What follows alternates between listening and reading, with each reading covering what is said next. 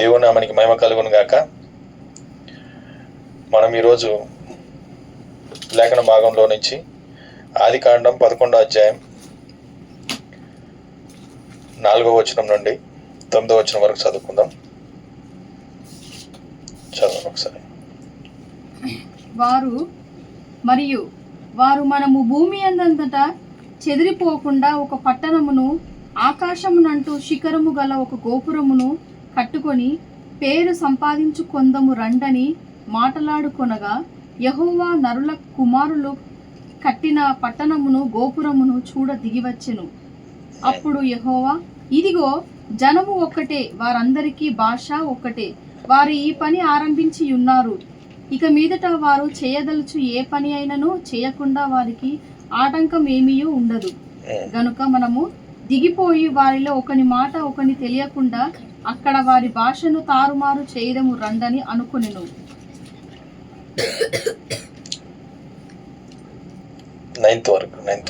అలాగూ యెహోవా అక్కడ నుండి భూమి అందంతటా వారిని చెదరగొట్టెను గనుక వారు ఆ పట్టణమును కట్టుట మానిరి. దానికి బాబేలు అని పేరు పెట్టిరి. ఎందుకనగా అక్కడ యెహోవా భూజనులందరి భాషను తారుమారు చేసెను. అక్కడ నుండి యెహోవా భూమి అందంతటా వారిని చెదరగొట్టెను. ఆమేన్. చదవబడిన లేఖన భాగం దేవుడు దీవించును గాక. చిన్న ప్రార్థన చేసుకుందాం. మహోన్నతుడా, మహిమగల రాజా, కృపా సత్య సంపూర్ణుడా, ఉన్నవాడా అనువాడా, నీకే వందనాలు చెల్లించుకుంటున్నాం ప్రభా. మాకేమీ తెలియదు ప్రభా, మమ్మల్ని మీకు సమర్పించుకుంటున్నాం ప్రభా. మేము మాట్లాడితే దానివల్ల ఎటువంటి ప్రయోజనం లేదు. మీరు నాతో మాట్లాడితే ఒక్క మాట అయినను నా తండ్రి ప్రభా, నైనా అందులో జీవం ఉన్నది నా తండ్రి ప్రభా. మీరు మాతో మాట్లాడండి ప్రభా, రొట్టె విరవండి ప్రభా నా తండ్రి. ఎంఐ మార్గంలో నా తండ్రి ప్రభా, నైనా ప్రభా మరి ప్రభా ఏ విధంగానైతే నా తండ్రి ప్రభా హృదయాలు మండించుంటున్నారో ఇప్పుడు మా హృదయాలను మీరు మండించండి దేవా. అదే విధంగా లేఖనమును చూడగలిగే నేత్రములు మాకు దయచేయండి, వినగలిగే చెవులను మాకు దయచేయండి. లేఖనమును గ్రహించుటకు కావలసిన నా తండ్రి ప్రభానైనా మరి ప్రభానైనా జ్ఞానమును మాకు అనుగ్రహించండి ప్రభా. దేవా మీరు నా తండ్రి ప్రభానైనా అనుమతిస్తే తప్ప మేము అది చేయలేము ప్రభా. మా అంతటా మేమేమీ చేయలేము ప్రభా. దేవా మీ సహాయము మాకు అవసరమైనది నా తండ్రి ప్రభా. కృప చూపించండి. సొలొమోనికి ఇవ్వబడినట్టుగా జ్ఞానమును మాకు అనుగ్రహించండి ప్రభా. దేవా నా తండ్రి ప్రభా, మేమందరము ప్రభానైనా ఆ వాక్యపు సహవాసంలో నివసించుటకు ప్రభానైనా కావలసిన జ్ఞానమును మా అందరికీ మీరు అనుగ్రహించండి ప్రభా. మీకు వందనాలు చెల్లించుకుంటూ మీకేనా తండ్రి ప్రభానైనా మహిమ ఘనత ప్రభావాలు చెల్లించుకుంటూ మీరు మాతో మాట్లాడమని ప్రభా నీకే వందనాలు చెల్లించుకుంటున్నాం ప్రభా. దేవా నా తండ్రి ప్రభా, మేము అలుపులము ప్రభా, అయోగ్యులము ప్రభా, మాలో ఏ మంచి లేదయ్యా నా తండ్రి ప్రభా. మేము అనుటకు నా తండ్రి ప్రభా మాలో ఏమీ లేదు నా తండ్రి ప్రభా. ఇది కేవలము నీ కృప ద్వారా మాకు ఇవ్వబడిన ధన్యత నా తండ్రి ప్రభా. నీ కృపకై వందనాలు ప్రభా. జగత్ పునాది వేయబడక ముందు మమ్మల్ని ఎన్నుకున్న మీ ఎన్నికకై వందనాలు ప్రభా. మీకే వందనాలు చెల్లించుకుంటూ ప్రభా అల్పులైన నా తండ్రి ప్రభా మమ్మల్ని ప్రేమించి మరి ప్రభా మీతో సహవాసం చేయుటకు మీరు ఇచ్చిన ఈ కృపకై మీకు వందనాలు చెల్లించుకుంటూ మరి ప్రభా కొద్దిసేపు మీరు మాతో మాట్లాడితే విని గ్రహించి దాని ప్రకారంగా జీవించాలని మేము ఆశపడుతుండగా మీరు మాకు సహాయం చేయమని ప్రభువైన యేసుక్రీస్తు నామంలో మేము అడుగుచున్నాం. ఆమేన్. చదవబడిన లేఖనాన్ని దేవుడు దీవించును గాక. అయితే మనం ఇక్కడ దేవుడు వీళ్ళందరూ కలిసి ఒక గోపురాన్ని కట్టాలనేసి వీళ్ళు అనుకున్నప్పుడు దేవుడు అక్కడికి వచ్చేసి వీళ్ళ భాష ఒకటే, వీళ్ళ ఆలోచన ఒకటే, అన్నీ ఒకటే అయి ఉన్నాయి కాబట్టి ఆ నిమ్రోదు పరిపాలనలో వాళ్ళు ఒక గోపురాన్ని కట్టాలనేసి ఆశపడతా ఉన్నారు. అప్పుడు అది దేవుడట తొంగి చూసిండట. తొంగి చూసి దానిని అక్కడి నుంచి వాళ్ళందరినీ తారుమారు చేసేసి వాళ్ళ భాషలన్నీ చేంజ్ చేసినప్పుడు వాళ్ళంతా తారుమారు అయిపోయారట.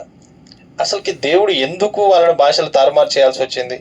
వాళ్ళు నిజంగా ఆకాశానికి అంటే గోపురాన్ని కట్టాలనుకోవడం ఉద్దేశం మంచిదే కదా, దేవుడు దాన్ని బ్లెస్ చేయొచ్చు కదా. మరి అసలు దేవుడు ఎందుకు బ్లెస్ చేయలేదు దాన్ని? అంటే దేవుడి యొక్క ప్రణాళిక ప్రకారముగా దేవునిలో సహవాసం అన్నది వీళ్ళు అనుకున్న పద్ధతిలో కాదు, కానీ దేవుడు ఏర్పరచుకున్న పద్ధతి ఒకటి ఉందంట.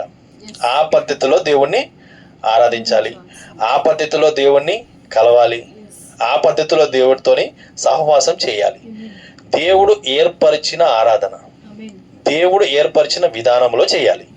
అంటే మనంతటా మనం చేసేది కాదు, మనం అనుకున్న విధానంలో చేసేది కాదు, కానీ దేవుడు ఏర్పరిచిన విధానంలో మనం చేయాలి. కాబట్టి దేవుడట అక్కడ వాళ్ళ భాషల్ని తారుమారు చేసేసి ప్రపంచవ్యాప్తంగా చెల్లాచెదరుగా వాళ్ళని చేసేసిండట.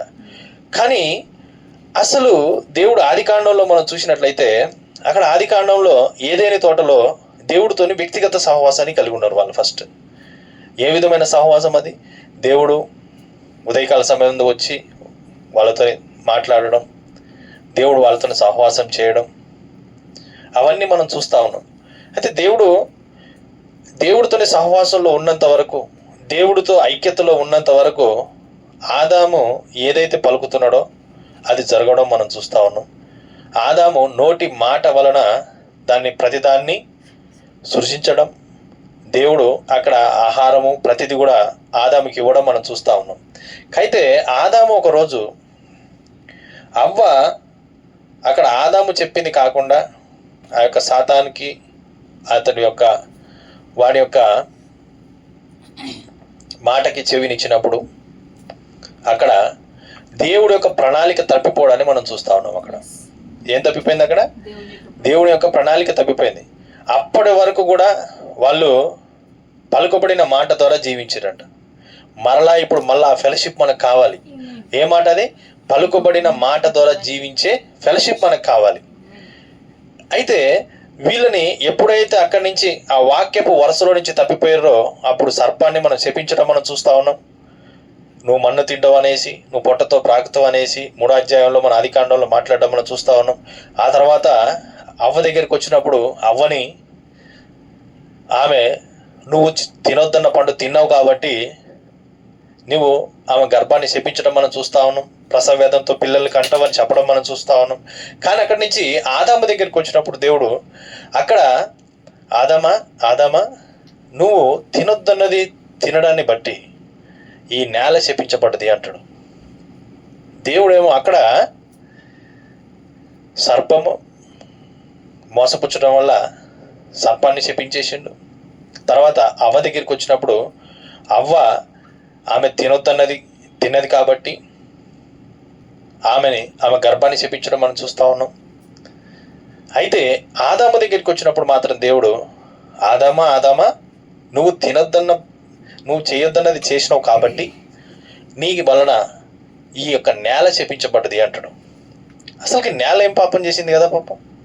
అంటే యాక్చువల్గా శపించాల్సింది మరి ఆదాముని శపించాలి కదా. మరి దేవుడు ఆదాముని కాకుండా ఏం శపిస్తుండు? నేలని శపిస్తుండట. ఎందుకు నేలని శపిస్తున్నాడు? అందుకనే అక్కడ దేవుడు ఆ యొక్క 3వ అధ్యాయంలో దాని కిందనే మాట్లాడుతూ ఉంటాడు. ఏందనంటే నీ మన్నులో నుంచి నువ్వు తీయబడినావు కాబట్టి తిరిగి మరలా మన్నైపోతావు. ఇప్పుడు దేవుడు ఏ సృష్టిని శపిస్తా ఉన్నాడు? మన వర్తమానంలో ఉన్నందరికీ తెలిసిందేంటి?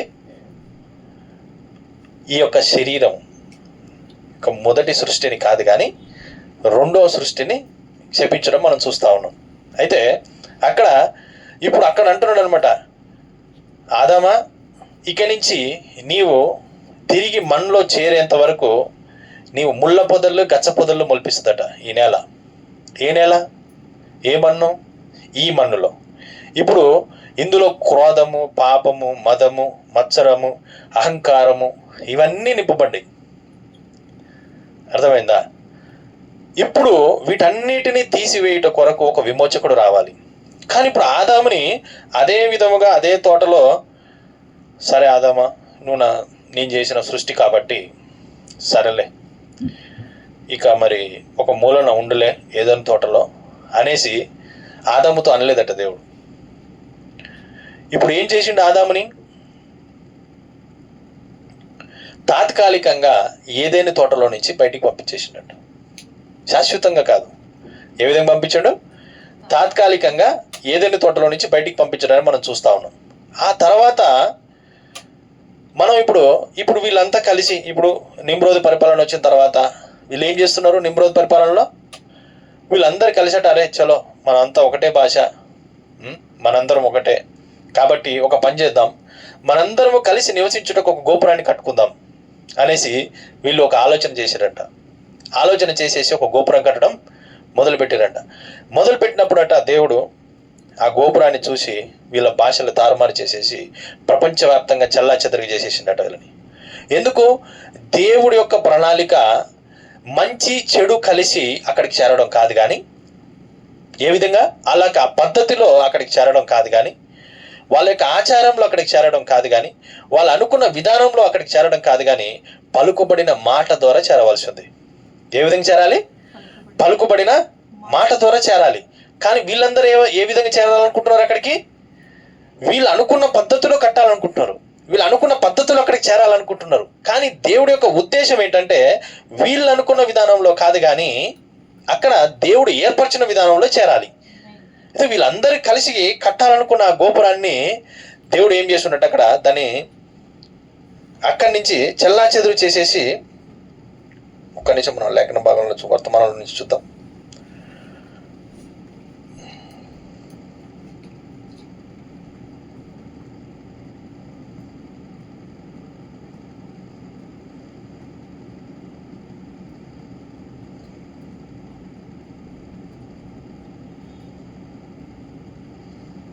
దేవుడు ఏర్పరిచిన ఆరాధన స్థలం అనే వర్తమానంలో 65:022 నుంచి ప్రవక్త గారు మాట్లాడుతున్నాడు. బాబేలు గోపురమును కట్టుటకు వారందరూ ఏకమైరి.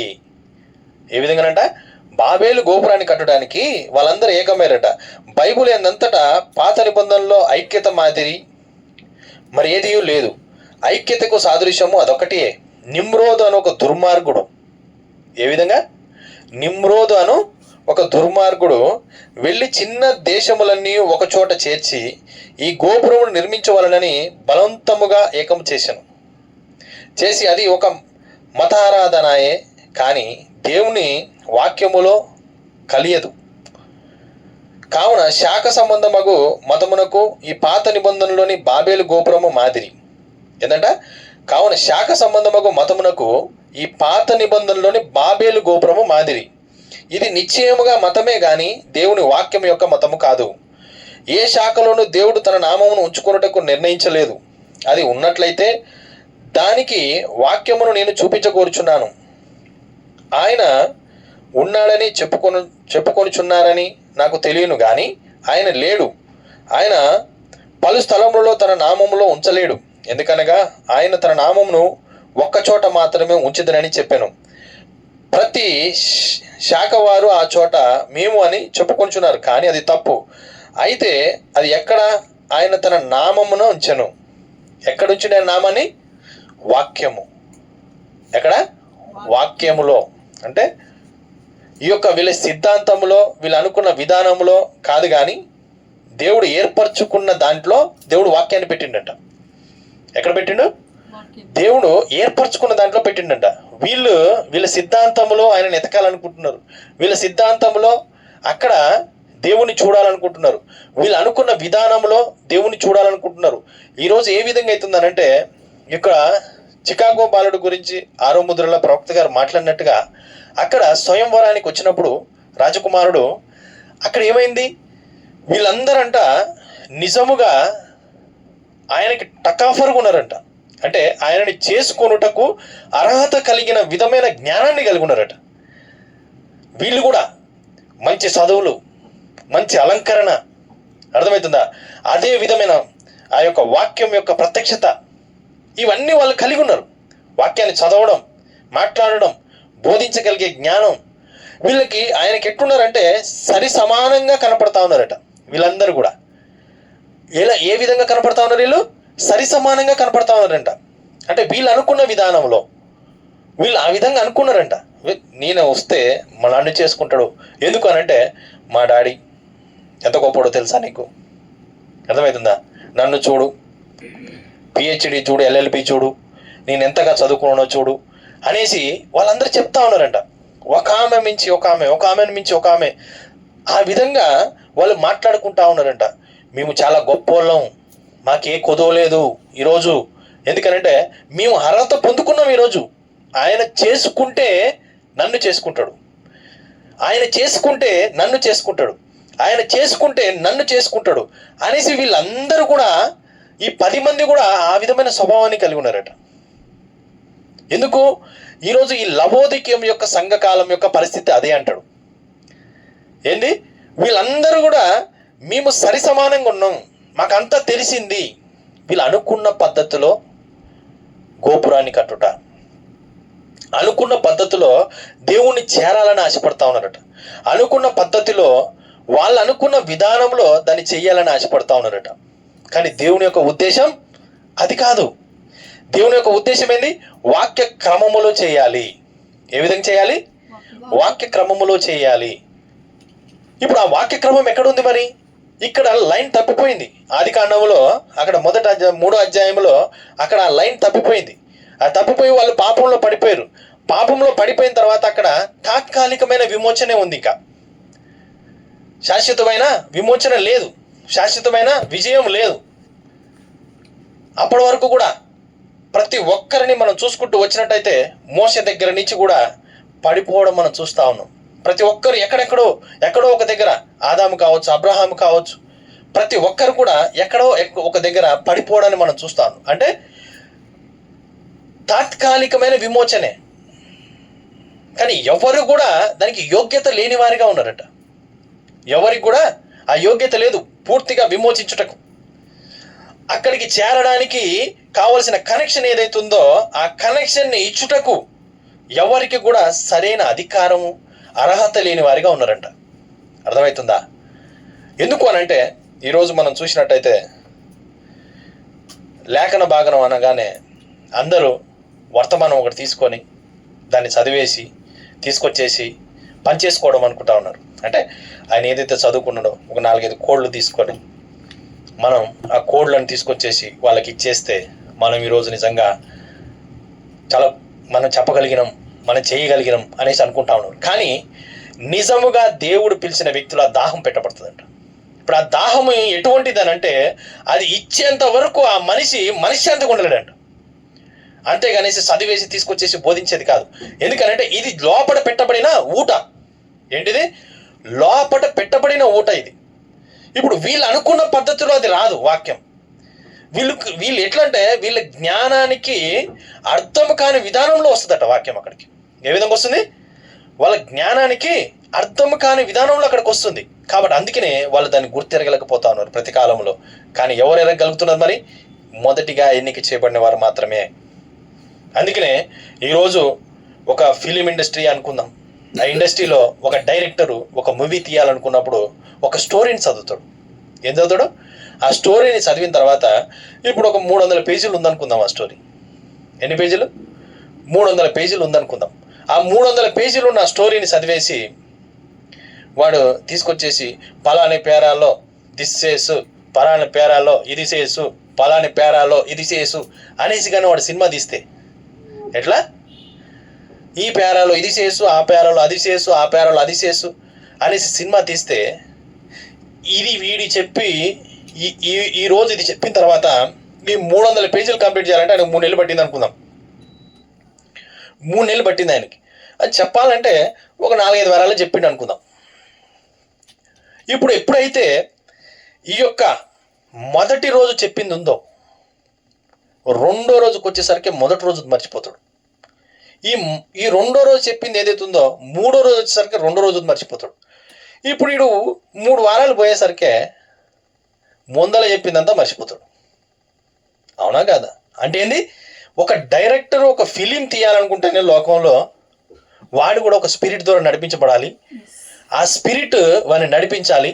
అది ఒక స్టోరీ లాగా తీసుకొచ్చేసి 2.5 గంటల్లో చూపెట్టాలి. ఎంత? 2.5 అవర్స్లో చూపెట్టేసేయాలి. అది ఒక డైరెక్టర్ చేస్తాడు. ఎవరు పడితే వాళ్ళు చేయలేడు. ఎందుకు చేయలేరు అంటే వాడు ఇది చేసు, అది చేసు, ఇది చేసు, అది చేసు అని చదువుతాడు అంతే.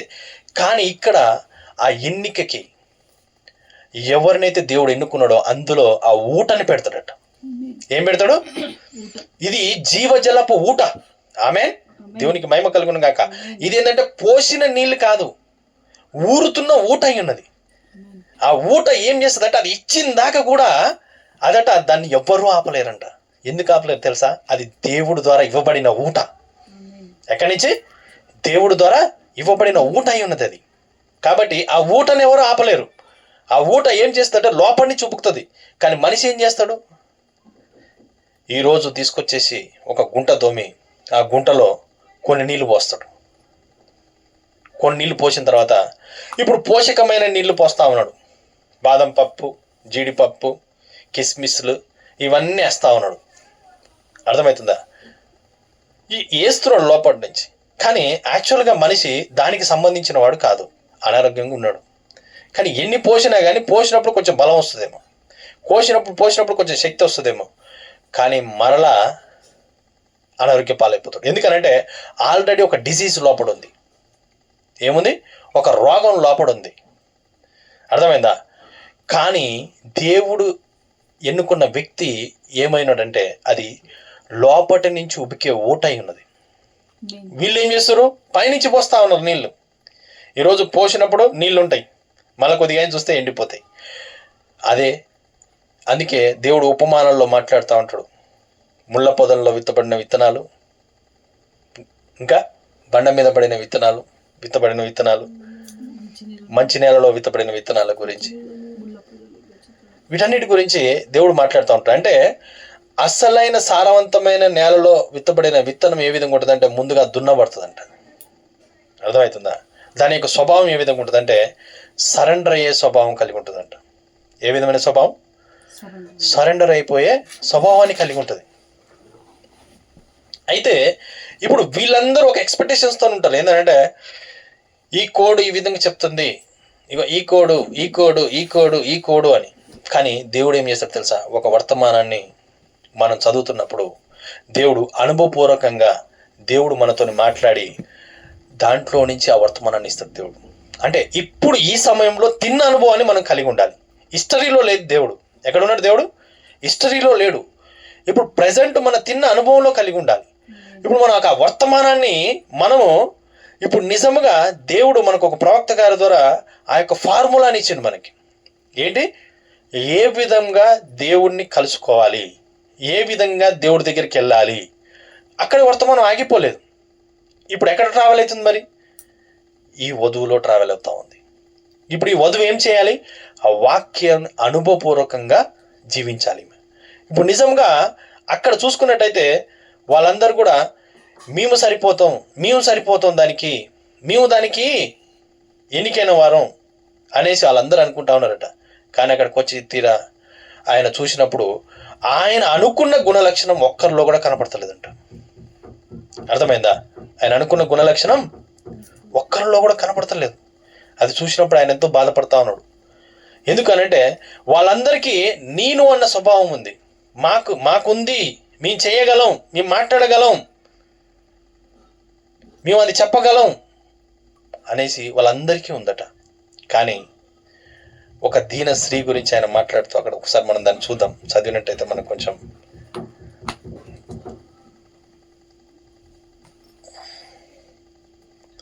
సీల్స్ తీసుకోండి ఒకసారి.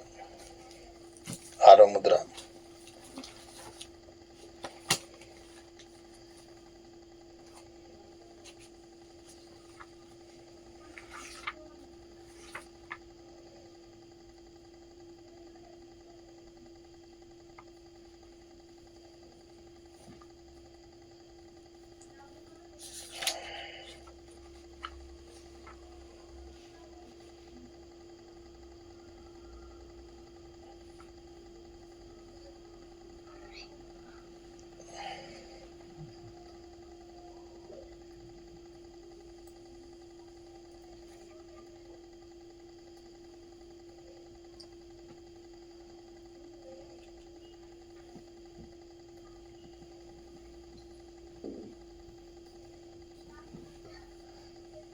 Hmm. 77వ పేర 6వ ముద్ర 77వ పేర ఒకసారి చూడండి.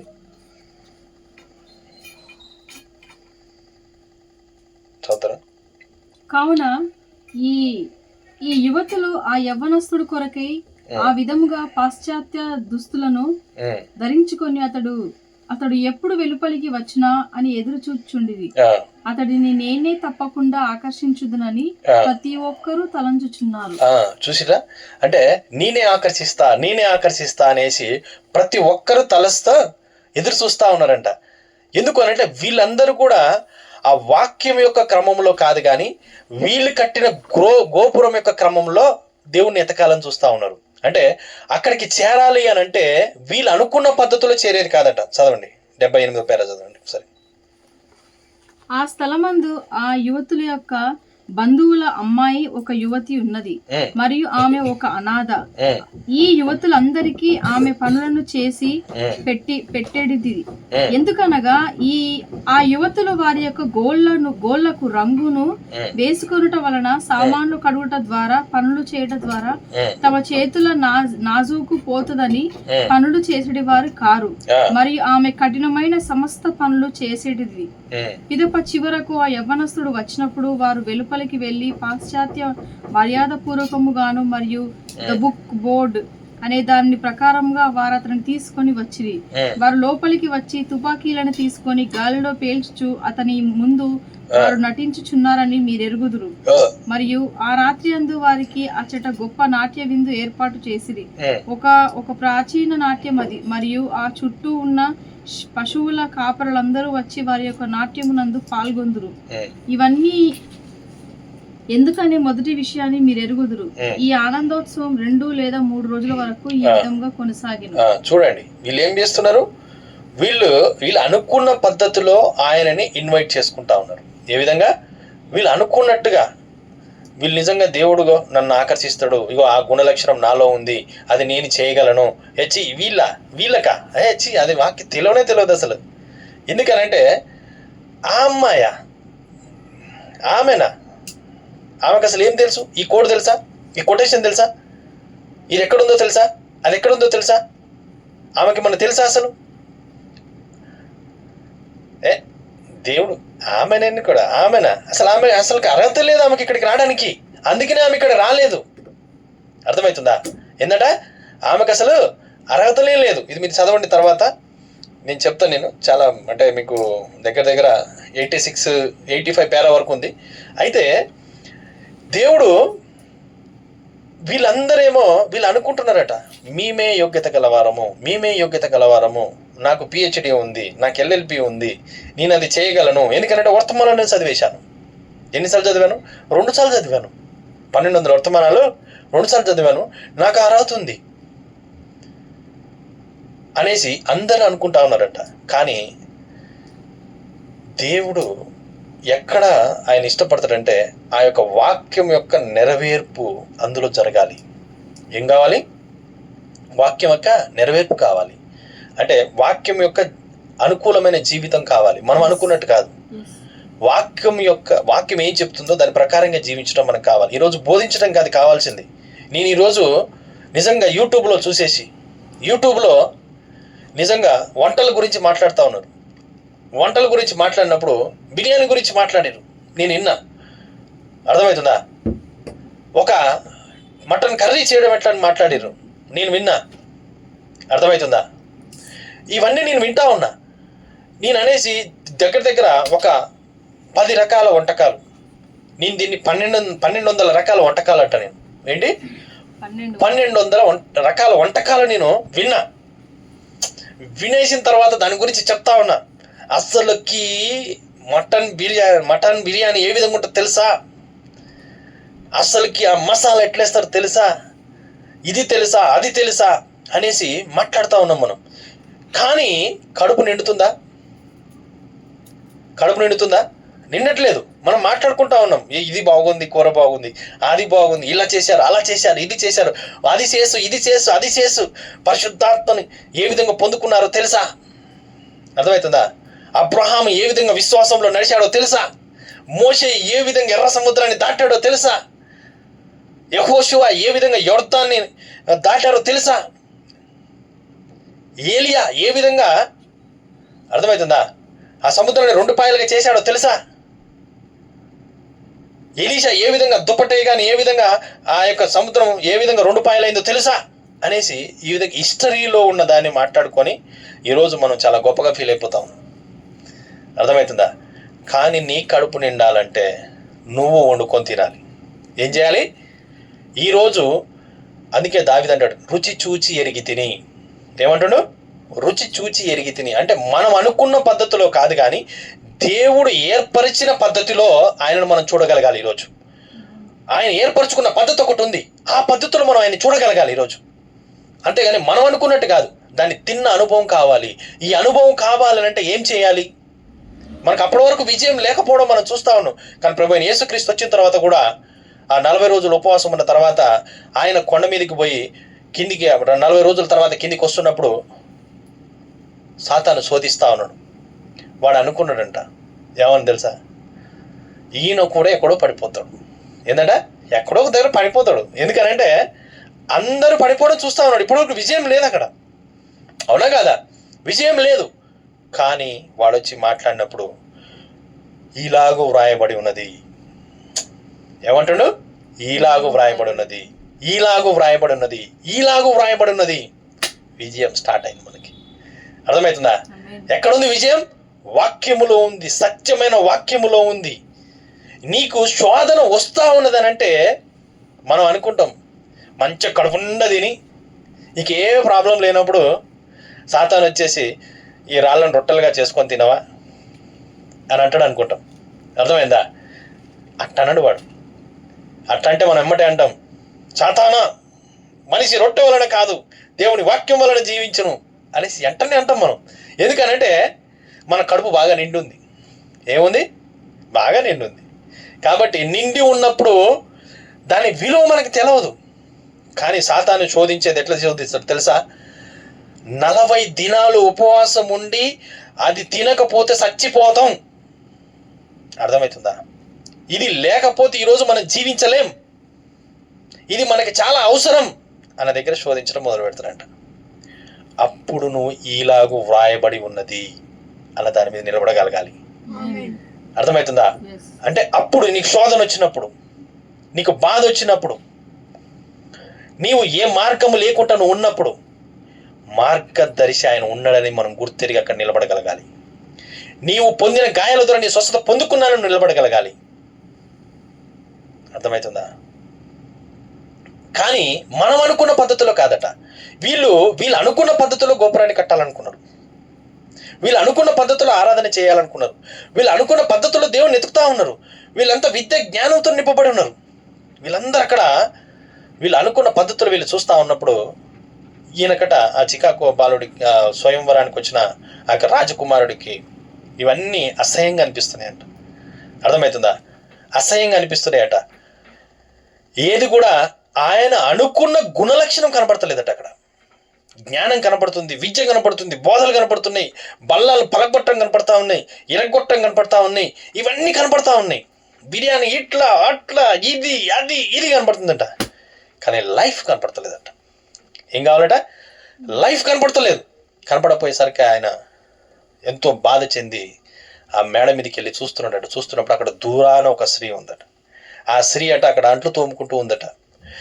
కానీ వీళ్ళందరిలో లేని గుణలక్షణం ఆమెలో కనపడుతుందట. ఆమేన్. దేవునికి మహిమ కలుగును గాక. అంటే వీళ్ళందరిలో కనపడతలేవట ఆ గుణలక్షణాలు, కానీ అక్కడ దూరంగా ఉన్న ఆమెలో కనపడుతున్నాయట. ఆమెలో ఉన్నప్పుడు ఆమె దగ్గరికి పోయిందంట. అమ్మ, నేను ఎవరో తెలుసా? తెలుసయ్యా. నేను ఎందుకు వచ్చిందో తెలుసా? తెలుసయ్యా. నేను ఒక వధువు కోసం వెతుకుతా ఉన్నాను, నా భార్య కోసం అన్నప్పుడు తెలుసయ్యా. నేను వివాహం చేసుకోవాలనుకుంటున్నా అని అన్నప్పుడు ఆమె అంటుంది, అయ్యా నేను యోగ్యత లేని దాననయ్యా. వీళ్ళందరూ ఏమంటున్నారు? నాకు యోగ్యత ఉంది, నేను చేయగలను, చూడు నా డ్రెస్ చూడు. అర్థమవుతుందా? నీవు రాజువే, నేను రాజునే. అర్థమవుతుందా? నీవు రాజువే, నేను రాజకుమార్తెనే. అర్థమవుతుందా? నాకు నీవు ఏదైతే చెప్తున్నావో అవన్నీ నాలో ఉన్నాయి. నువ్వు చెప్పిన మాటలన్నీ నా దగ్గర ఉన్నాయి, నువ్వు చెప్పిందంతా నా దగ్గర ఉంది. అర్థమవుతుందా? నువ్వు చెప్పిన అన్నీ నా దగ్గర ఉన్నాయి. కాబట్టి నేనే సరి నీకు. ఏమనుకుంటారు వీళ్ళంతా? నేను సరి. కానీ ఈమె దగ్గరికి వచ్చినప్పుడు ఏమేమంటుంది? అయ్యా నేను యోగ్యత లేని దాననయ్యా. ఏందట? నేను యోగ్యత లేని దాననయ్యా, అర్హత లేదయ్యా, నాకు కాళ్ళకి చెప్పులు కూడా లేవయ్యా. అర్థమవుతుందా? ఉండడానికి నాకు ఇల్లు కూడా లేదయ్యా అని అన్నప్పుడు ఆయన అంటున్నాడు, ఇక నువ్వు చింతించకు, నువ్వు నాదానివి ఆమేన్. ఆమేన్. నువ్వు నా దానివి. హల్లెలూయా. దేవుడు ఎక్కడ ఇష్టపడతా ఉన్నాడు, దేన్ని ఎన్నుకుంటా ఉన్నాడు, అసలు ఆయన ఎన్నిక ఏ విధంగా ఉంటుంది, జగత్ పునాది వేయబడక ముందు ఆ ఎన్నుకున్న ఎన్నిక ఏ విధంగా ఉంటుంది, ఆ ఎన్నికలో పశ్చాత్తాపడే స్వభావం ఉంటుందట. అర్థమవుతుందా? ఆ ఎన్నికలో నేను అనే స్వభావం ఉండదట. అర్థమవుతుందా? ఆమేన్. అప్పుడు ఆయన అంటున్నాడు, ఇక నువ్వు చింతించకు, నేను నీకు నాదంతా నీదే,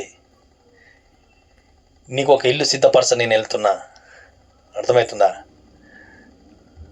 అప్పుడు ఆమె వెంటనే ఆమె ఇంకా ఆయన చెప్పిన దాన్ని నమ్మిందట. ఏం చేసింది? నమ్మింది. నమ్మి ఇక ఆమె సిద్ధపడుతుందట. ప్రతిదాన్ని వదిలేసి ఇక ఆమె ఆ యొక్క పెళ్లి వస్త్రాన్ని ధరించుకొని ప్రతిదినం ఆ పూగుత్తులు పట్టుకోనట ఆమె ఎదురు చూస్తూ ఉన్నదట వెళ్ళి. అప్పటి వరకు ఆమె వంగి వంగి నడుస్తూ ఉన్నదంట. కానీ ఇప్పుడు మాత్రం హుషారుగా ఆమె నిటారుగా నడవడం మొదలుపెట్టిందట. అర్థమవుతుందా? వంగి వంగి నడుస్తుందట. ఆ తర్వాత ఆమె నిటారుగా ఇక నడవటం మొదలుపెడుతుందంట. మొదలుపెట్టినప్పుడు ఈ యొక్క జ్ఞానవంతులంతా చూస్తూ ఉన్నారట. ఈ జ్ఞానవంతులంతా చూసేసి అంటున్నారంట, ఏంది నిన్ను మొన్నటిలాగా లేవు నువ్వు, ఏంది అలాగ నడుస్తున్నావు, అలాగున్నావేంటి, సంతోషంగా కనపడుతున్నావు ఏంటి ఈరోజు అనేసి ఆమెను అడిగినప్పుడట ఆమె అంటుందంట, మొన్న స్వయంవరానికి వచ్చిండు చూడు. వచ్చిండు. ఆయన నాతో ఏం చెప్పిండు తెలుసా? ఏం చెప్పిండు అంటే, నన్ను వివాహం చేసుకుంటాను నన్ను. వెంటనే అంట పక్క నవ్వడం మొదలుపెట్టారంట. వాళ్ళు ఏం చేసిరు?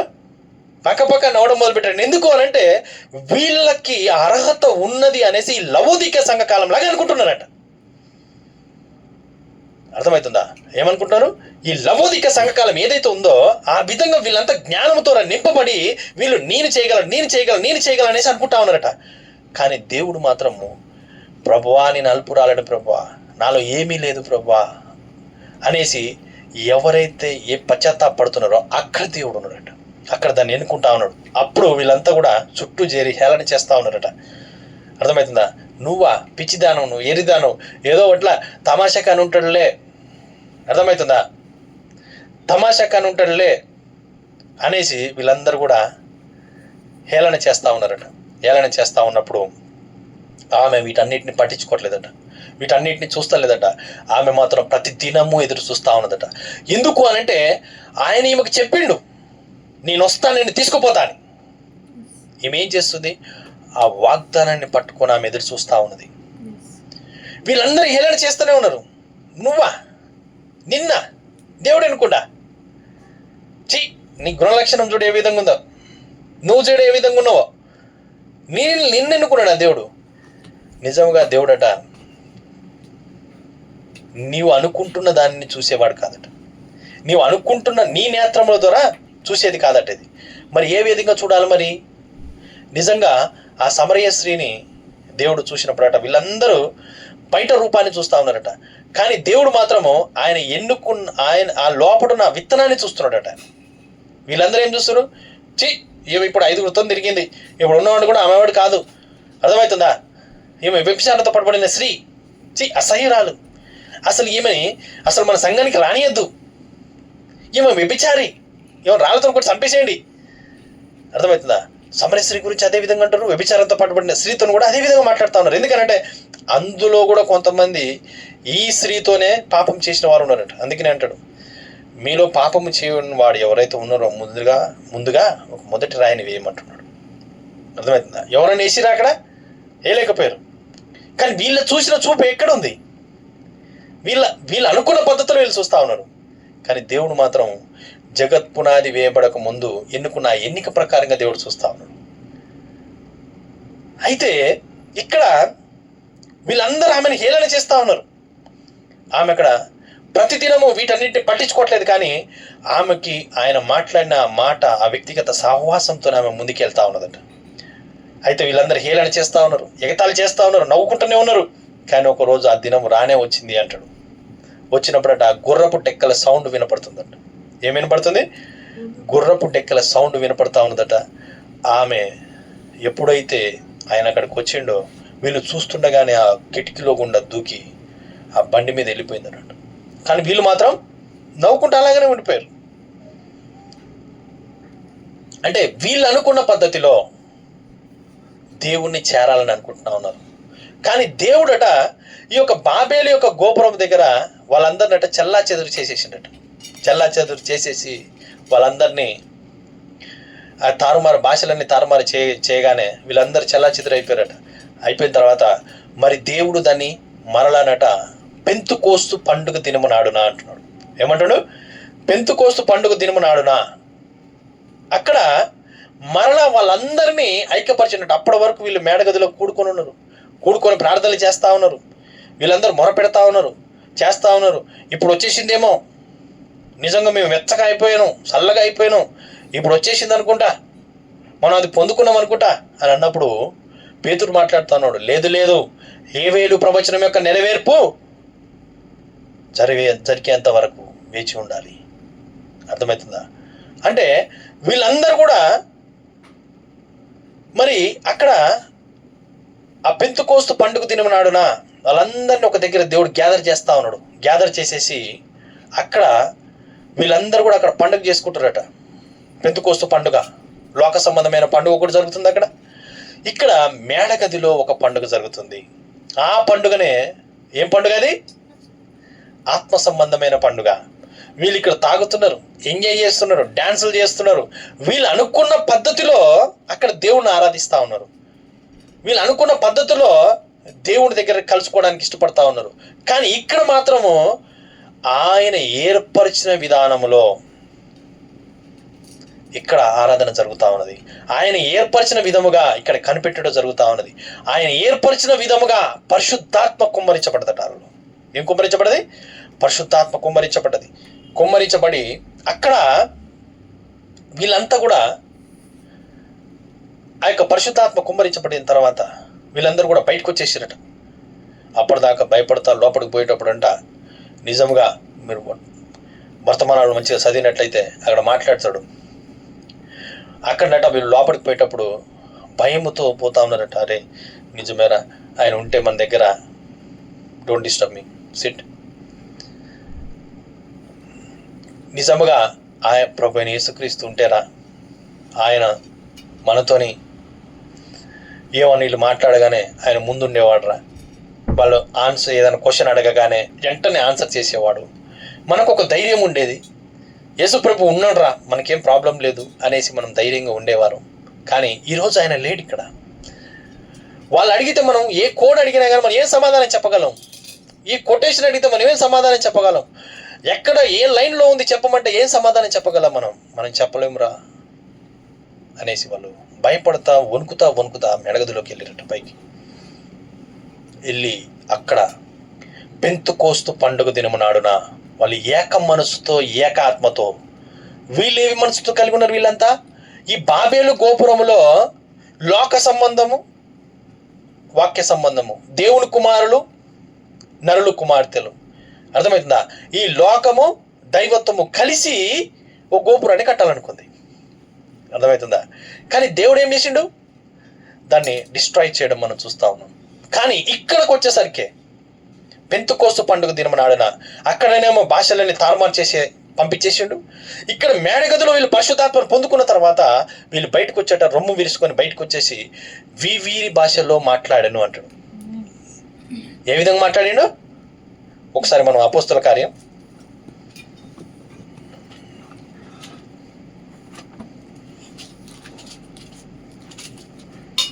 2వ అధ్యాయం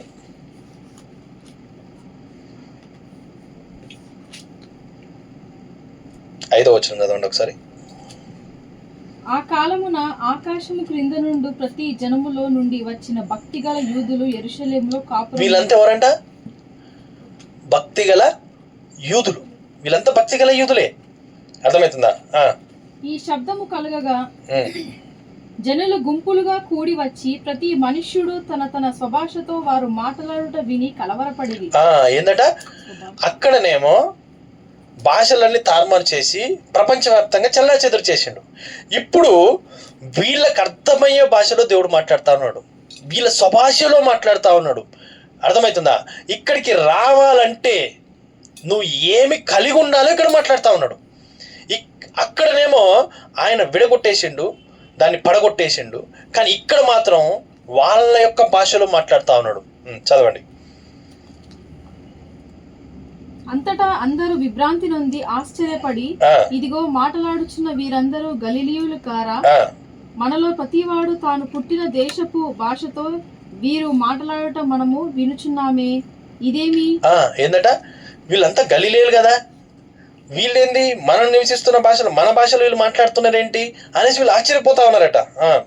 పార్థియులు, మాదీయులు, ఎలామీయులు, మెసొపొతామియా, యూదయ, కప్పదొకియా, పొంతు, ఆసియా, ఫ్రుగ్రియా, పంపులియా, ఐగుప్తు అను దేశము అందలి వారు.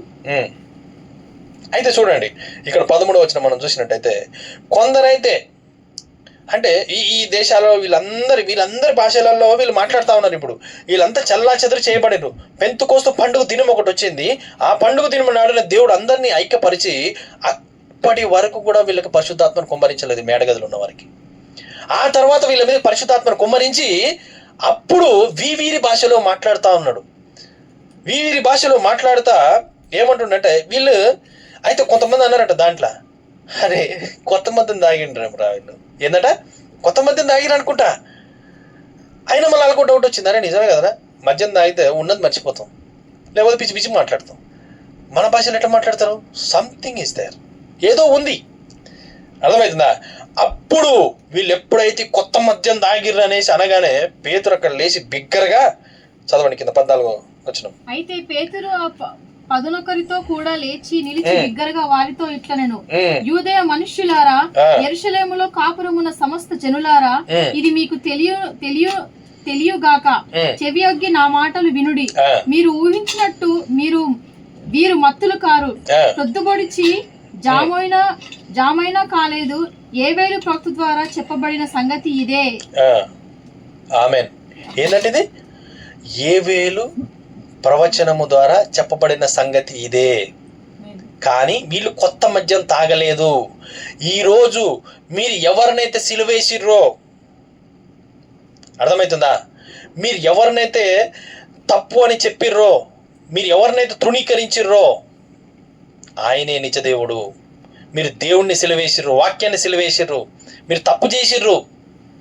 అర్థమవుతుందా? ఇప్పుడు అదే దేవుడు మరలా మన మధ్యలోకి దిగొచ్చిండు. ఏ విధంగా దిగొచ్చిండు? పరిశుద్ధాత్మగా దిగొచ్చిండు, ఆదరణకర్తగా దిగొచ్చిండు. ఇప్పుడు ఆదరణకర్త వచ్చి ఏం చేయాలి మరి? యాక్చువల్గా ఇప్పుడు ఆదరణకర్త వచ్చింది అనుకుందాం. ఆదరణకర్త వచ్చింది అనుకో, ఏం చేయాలి? ఆదరణకర్త అంటే ఏంటి? ఉపాధ్యాయుడు అని అర్థం. ఉపాధ్యాయుడు వస్తే ఏం చేయాలి? అర్థమయ్యే భాషలో మాట్లాడాలి. నాకు అర్థం కావాలి నువ్వు మాట్లాడితే. ఈరోజు నిన్ను స్కూల్కి పంపించిన తర్వాత, పిల్లల్ని స్కూల్కి పంపించిన తర్వాత, టీచరు స్కూల్కి పోయిన తర్వాత వాళ్ళకి పాఠాలు చెప్పాలి, వాళ్ళకి అర్థమయ్యే విషయాలు మాట్లాడాలి. ఇప్పుడు ఆమె పోయి రాగానే పిల్లల్ని అన్నదనుకో, అర్థమవుతుందా? శబర భాష చూడ అన్నదనుకో, ఏదో వాళ్ళ భాషలో అన్నదనుకుందాం. అనగానే ఇంటికి వచ్చిన తర్వాత పేరెంట్స్ అడుగుతారు, నాన్న మీరు స్కూల్కి వెళ్ళారు కదా, మరి మీ టీచర్ ఏం చెప్పిందిరా ఈరోజు పాఠం అన్నాడు? అన్నది అన్నాడు. అదేందిరా? షబారాబా హర్చబడ అన్నది డాడీ. అదేందిరా? ఏమో డాడీ నాకేం తెలుసు, టీచర్ చెప్పింది నీకు చెప్తున్నా. ఇప్పుడు నువ్వేం చేస్తావు? స్కూల్ బంద్ చేపిస్తావు. ఎందుకు అనంటే, పరిశుద్ధాత్ముడు వస్తే, పరిశుద్ధాత్ముడు ఉపాధ్యాయుడు అయినాడు. ఉపాధ్యాయుడు వచ్చి ఏం చేయాలి? అర్థమయ్యే భాషలో చెప్పాలి. అర్థం కాకపోతే ఏంటది? గందరగోళం. ఏంటంటే అది గందరగోళం. అర్థమయ్యే భాషలో మాట్లాడేది ఎవరు? ఆదరణకర్త. ఇప్పుడు ఇక్కడికి వచ్చి ఏం చేస్తున్నాడు? విశదపరిచి ప్రతి విషయాన్ని కూడా చెప్తా ఉన్నాడు. వీళ్ళకి ప్రతిదీ చెప్తా ఉన్నాడు. అసలు మీరు ఇక్కడికి రాకపోతే, మీరు ఇది చేయకపోతే నశించిపోతారు. మీరు చేసిన భక్తి కాదు, మీరు జీవించిన జీవితం కాదు, మీరు అనుకుంటున్న దాంట్లో దేవుడు లేడు. అరే నువ్వేం మాట్లాడుతున్నావు బ్రదర్? మాలో అద్భుతాలు జరుగుతున్నాయి, ఆశ్చర్యకరాలు జరుగుతున్నాయి. మా సంఘంలో నిజంగా మేమంతా యూనిటీగా ఉన్నాం తెలుసా? ఏ విధంగా ఉన్నాం? యూనిటీగా ఉన్నాం తెలుసా? అసలు చిన్న గొడవ లేదు. ఒక్కళ్ళు కూడా ఇది తప్పు బ్రదర్ అని అన్నారు తెలుసా? ఏంటంట?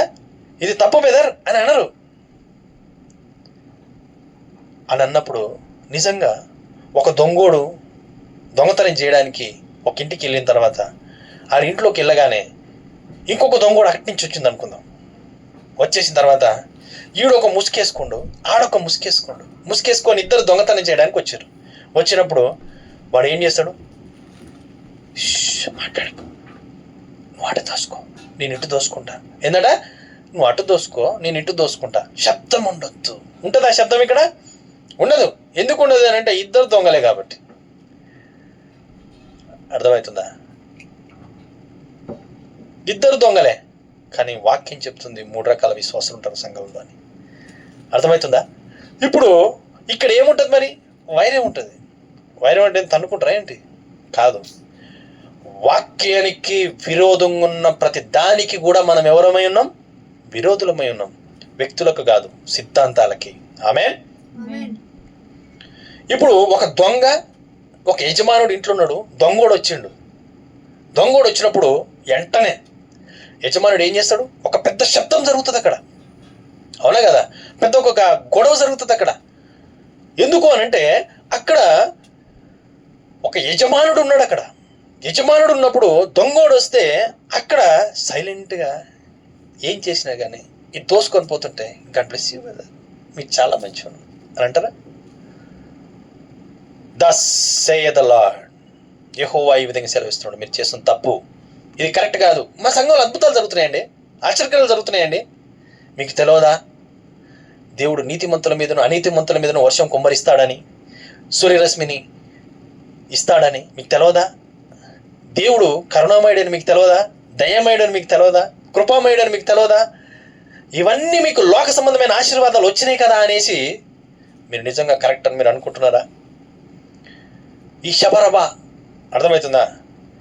ఈ యొక్క గందరగోళపు భాషలు ఎక్కడి నుంచి వచ్చినాయి? దేవుడు నిజంగా మన ప్రవక్త గారి కాలంలో ఒక భాష మాట్లాడితే భాషకు అర్థం చెప్పేవారిని పెట్టిండు అక్కడ. అవునా కదా? ఏంటంటే ప్రతిదానికి ఉపాధ్యాయుడు వచ్చిండు అని అంటే అర్థం ఏంటంటే గందరగోళం కాదు అక్కడ ఉండేది. ఏముంటది? పరిశుద్ధాత్మ వచ్చింది, ఊగిపోయిన కింద పడి కొట్టుకుంటా ఉన్నాం. దేవుడు వచ్చి నీకు హాని చేయడానికి దేవుడు ఎందుకు వస్తాడు మీదకి? చిన్న లాజిక్. దేవుడు నిన్ను హాని చేయడానికి ఎందుకు రావాలి? నిన్ను కింద పడేయడానికి ఎందుకు రావాలి? నువ్వు కింద పడి కొట్టుకుంటే దేవుడికి ఏమొస్తుంది? నువ్వు ఎగిరి కింద పడితే దేవుడికి ఏమొస్తుంది? దేవుడి యొక్క ఆలోచన ఇది కాదు, నువ్వు అనుకుంటున్నది కాదు. ప్రతి లైన్ క్రమంలోకి రావాలి, ప్రతిదీ కూడా ఆ గందరగోళంలో నుంచి బయటికి రావాలి.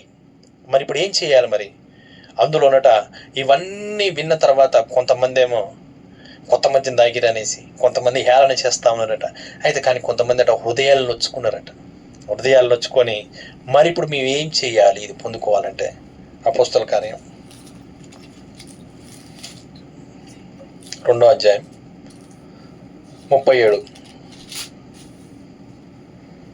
వారి మాట విని హృదయములో నొచ్చుకొని సహోదరులారా మేమేమి చేతుమని పేతురును కడమ అపోస్తులను అడగగా, పేతురు మీరు మారు మనస్సు పొంది పాప క్షమాపణ నిమిత్తం ప్రతివాడు యేసుక్రీస్తు నామమున బాప్తిజం పొందుడి, అప్పుడు మీరు పరిశుద్ధాత్మ అను వరము పొందుడి. ఆమేన్. దేవునికి మహిమ కలుగును గాక.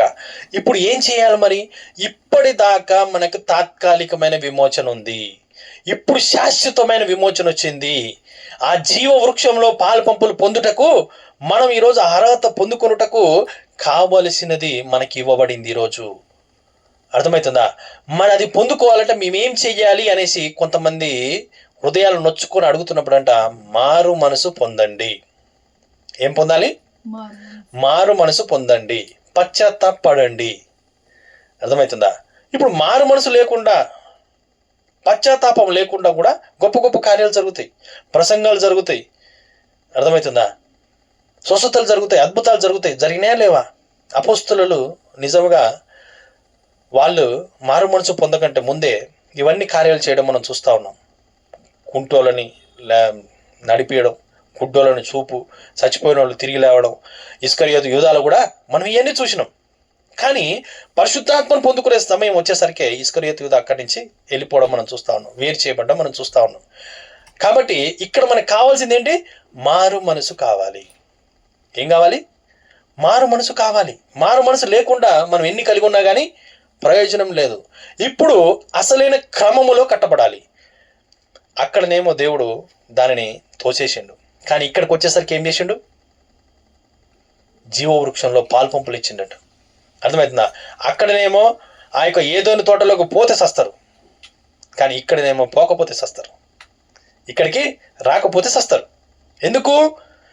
ఇక్కడ మన కొరకు ఒక గొర్రె పిల్ల వధించబడ్డది, మన కొరకు రక్తం చిందించబడ్డది, మన పాపాలు కడగబడ్డాయి, మనం విమోచింపబడ్డాం, మనం తెగిపోయిన ఆ చైన్ మరలా సరిచేయబడింది. ఎట్లా? వాక్యం ద్వారా, ఆయన రక్తం ద్వారా. అర్థమవుతుందా? మరలా ఇప్పుడు మనం అక్కడికి చేరాలంటే ఒకటే ఒక మార్గం. నేనే జీవం, నేనే మార్గం, నేనే సత్యం అన్న ఆ యొక్క వాక్యాన్ని పట్టుకొని మనం ముందుకెళ్ళాలట. అర్థమవుతుందా? ఎక్కడి నుంచి బయటికి రావాలి మనం ఈరోజు? మన యొక్క సిద్ధాంతాల్లో నుంచి, మనం అనుకున్న ఆలోచనలో నుంచి, మనం అనుకుంటున్న దానిలో నుంచి. నిజంగా తిరిగి జన్మ అంటే మనం అనుకున్నది కాదు. ఏంటంటే నిజంగా యాకోబు ఎన్నో కలిగి ఉన్నాడట, అన్ని కలిగి ఉన్నాడు, అంతా ఉంది. మోసం చేసిండు, అన్ని చేసిండు. వాళ్ళ నాన్నని మోసం చేసిండు, వాళ్ళ అన్నని మోసం చేసిండు, వాళ్ళ మామని మోసం చేసిండు. తర్వాత అన్ని మోసం చేసిన తర్వాత కూడా ఆయన ఆస్తిని, అంతస్తుల్ని అన్నిటిని సంపాదించుకున్నాడు. అన్ని సంపాదించుకొని ఇప్పుడట ఆయనకి ఇవన్నీ కాదు, నాకు ఇంటికి పోవాలన్న బెంగ వచ్చిందట. అడిగి పోవాలని ఇంటిని కూర్చిన బెంగ. ఈరోజు మనకి రావాల్సింది ఏంటి? ఇంటిని కూర్చిన బెంగ రావాలట. ఏం రావాలి? ఇంటిని కూర్చిన బెంగ రావాలి. ఒక్క నిమిషం మనం దాన్ని చూద్దాం. యాకోబు గురించి ఒక 2 నిమిషాలు.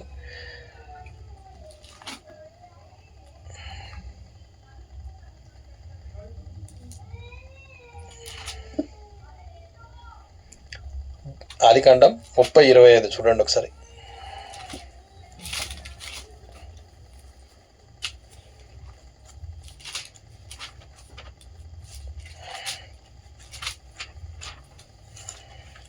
రాహేలు యోసేపును కనిన తర్వాత యాకోబు లాబానుతో, నన్ను పంపివేయుము, నా చోటికిని నా దేశమునకును వెళ్ళెదను, నా భార్యలు నా పిల్లలు నాకు అప్పగించుము, అప్పుడు నేను వెళ్ళెదను, వారి కోసము నీకు కొలువు చేసి తిని, నేను నీకు కొలువు చేసిన విధమును నీ వెరుగుదువు గదా అని చెప్పెను. అందుకు లాబాను అతనితో, నీ కటాక్షము నా మీద నున్న ఎడల నా మాట వినుము, నిన్ను బట్టి యెహోవా నన్ను ఆశీర్వదించునని శకునము చూచి తెలుసుకొంటినని చెప్పెను. మరియు అతడు, నీ జీవితం అంతయని నాతో స్పష్టముగా చెప్పుము, నీ జీతం ఎంత అని, నీ జీతం ఇంతయని నాతో స్పష్టముగా చెప్పుము, అది ఇచ్చేదనను. అందుకు యాకోబు అతన్ని చూచి, నేను నీకెట్లు కొలువు చేసి తినో, నీ మందలు నా యొద్ద ఎట్లుండెనో అది నీకు తెలియను. నేను రాకమునుపు నీకుండినది కొంచెమే, అయితే అది బహుగా అభివృద్ధి పొందెను. నేను పాదము పెట్టిన చోటెల్లా యెహోవా నిన్ను ఆశీర్వదించెను. నేను నా ఇంటి వారి కొరకు ఎప్పుడు సంపాద్యము చేసుకొందునను. అప్పుడు అతడు, నేను నీకేమి ఇయ్యవలనని అడిగినందుకు యాకోబు, నీవు నాకేమి ఇయ్యవద్దు, నీవు నా కొరకు ఈ విధముగా చేసిన 30:25 చదువుతున్నాను.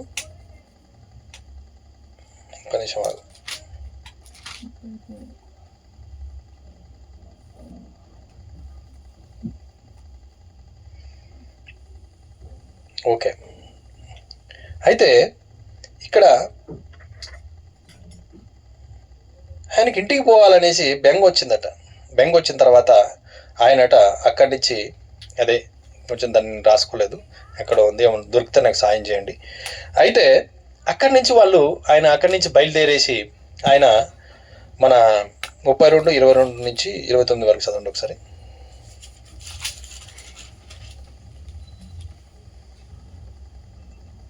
32:22 నుంచి. ఆ రాత్రి అతడు లేచి తన 2 భార్యలు, తన 2 దాసీలను, తన 11 మంది పిల్లలను తీసుకొని యబ్బోకు రేవు దాటిపోయెను. యాకోబు వారిని తీసుకొని ఆ ఏరు దాటించి తనకు కలిగినదంతే పంపివేసెను. ఇప్పుడు ఏం చేసిండు? అక్కడి నుంచి ఆయన బయలుదేరిండు. ఇంకా ఎందుకు అనంటే బెంగ వచ్చింది ఆయనకి, ఇంటిని కూర్చిన బెంగ వచ్చింది. బెంగ వచ్చేసి ఆయన ఏం చేసిండనంటే అక్కడి నుంచి బయలుదేరేసి ఇప్పుడు తన స్వదేశములోకి ఎల్లుట కొరకు ఆ మార్గంలోకి వచ్చేసిండు. ఇంకా అర్థమవుతుందా? ఇప్పుడు ఆ మార్గంలోకి వచ్చిన తర్వాత చదువు. యాకోబు వారిని తీసుకొని ఆ ఏరు దాటించి తన కలిగినదంతే పంపివేసెను. యాకోబు ఒక్కడు మిగిలిపోయాను. ఒక నరుడు తెల్లవారు వరకు అతనితో పెనుగులాడెను. తాను అతని గెలువకుండుట చూచి తొడగూటి మీద అతనిని కొట్టెను. ఆగండి ఇక్కడ. అయితే ఇక్కడ ఏం చేస్తున్నాడంటే యాకోబు ఇప్పుడు ఒక నరుడు అక్కడికి వచ్చిండంట. ఆయనతోని ఉదయకాల సమయం వరకు పోరాడుతూ ఉన్నాడంట. పోరాడుతూ ఉన్నప్పుడు ఆయనట నన్ను వదులు, నేను పోవాలి అని అన్నా కానీ వదులుతలేడట యాకోబు. అప్పుడు ఆయన అంటున్నాడు ఏమనంటే, సరే నీ పేరేంటి అనేసి యాకోబుని అడుగుతా ఉన్నాడు. ఎవరు? దేవుడు అడుగుతా ఉన్నాడు. అడిగినప్పుడు ఇప్పుడు నిజంగా మనం ఇక్కడ చూసుకున్నట్టయితే యాకోబు పేరు నిజంగా దేవుడికి తెలియదా? తెలియదా? దేవుడికి తెలుసు. కానీ దేవుడి యొక్క ఉద్దేశం ఏంటి అనంటే, నేను మోసగాడిని, ఏంటట, నేను మోసగాడిని, నేను పాపిని, నేను అల్పుడని అనేసి ఆయన నోటి నుంచి వినాలనుకుంటున్నట. ఏంటిది? పశ్చాత్తాపం, మారు మనసు. ఇప్పుడు ఎవరి నోటి నుంచి వినాలి? మన నోటి నుంచి వినాలి. అయితే ఇప్పుడు ఆయన అంటున్నాడు, అయ్యా నా పేరు యాకోబు, సరే పోరాడి గెలిచితివి కాబట్టి అయితే నీ పేరేంటి చెప్పు అని అన్నప్పుడు, ఇప్పుడు పోరాడి గెలవడం అంటే నిజంగా ఒక ప్రశస్త సహోదరుడు మంచి వాక్యం చెప్పినప్పుడు నేను విన్నా, చాలా మంచిగా చెప్పిన అనమాట. అంటే నిజంగా తీసుకో, ఇగో నీకు ఒక కత్తి తీసుకో, నేను ఒక కత్తి తీసుకుంటా, చలో ఇద్దరం కలిసి యుద్ధం చేద్దాం, అర్థమవుతుందా, చలో యుద్ధం చేసిన నన్ను గెలిచినావు కాబట్టి అని అంటుండా. దేవుడి దగ్గర గెలవడం అంటే ఏంటి? నీ పాపాలను ఒప్పుకొని పశ్చాత్తాపడుట, మారు మనసు పొందుట. అర్థమైందా? ఏం కావాలట? పశ్చాత్తాపడాలి, మారు మనసు పొందాలి. అయితే యాకోబు, అయ్యా నా పేరు యాకోబు అయ్యా, నేను మోసగాన్ని అనేసి ఎప్పుడైతే యాకోబు ఒప్పుకుంటున్నాడో అప్పుడు అంటుండు. ఫస్ట్ యాకోబుకి ఏమొచ్చింది? తన స్వదేశానికి వెళ్ళాలన్న ఆశ వచ్చిందట. ఆ తర్వాత ఏమొచ్చింది? ఆ ప్రదేశంలోకి వచ్చిన తర్వాత ఆయన మొరపెడతా ఉన్నాడు దేవుడికి, అయ్యా నేను పాపిని. నిజంగా యాకోబు సంగతి మనం చూసుకున్నట్టయితే అక్కడ యాకోబుకి ఆస్తి లేదా? యాకోబు ఎందుకు మొరపెట్టాలి? యాకోబుకి గొర్రెలు లేవా? డబ్బులు లేవా? భార్యలు లేరా? దాసీలు లేరా? దాసులు లేరా? ఏమన్నా కొదువైందా? యాకోబు అసలు ఎందుకు మొరపెట్టాలి? తనకి ఇవ్వబడిన స్వాస్థ్యం ఏదైతుంది, జ్యేష్ఠత్వం ఏదైతే ఆయన కోరుకున్నాడో దాన్ని పొందుకోవాలంటే ఏం కావాలట? తిరిగి జన్మ కావాలి. ఏం కావాలి? తిరిగి జన్మించుట కావాలి. ఇప్పుడు యాకోబు ఇక్కడ పోరాడుతా ఉన్నాడు.